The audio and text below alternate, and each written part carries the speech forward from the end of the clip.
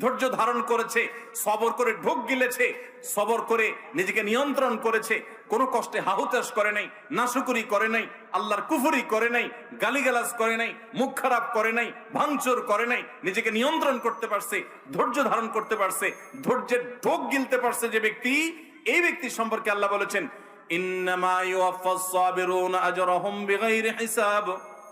সবরকারীদের বিনিময় আল্লাহ রাব্বুল আলামিন কিয়ামতের ময়দানে কোনো হিসাব নিকেশ করা ছাড়া, তুমি নামাজ কয় ওয়াক্ত পড়ছো, রোজার কতগুলোর সওয়াব পাবা, সুবহানাল্লাহ কতবার পড়ছো, আলহামদুলিল্লাহ কতবার পড়ছো, কয়বার কোরআন খতম দিছো, কয়বার কি ভালো কাজ করছো, এই সমস্ত হিসাব নিকেশ নাই বান্দা।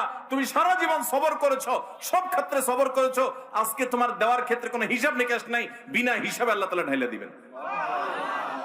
সবর করবো তো ইনশাআল্লাহ। বাংলা একটা প্রবাদ আছে, সবুরে মেওয়া ফলে, সবুরে মেওয়া ফলে। মেওয়া মানে বুঝেন? মেওয়া মানে ফল। সবর যখন মানুষ করে একটা সময় আল্লাহ তাআলা ফল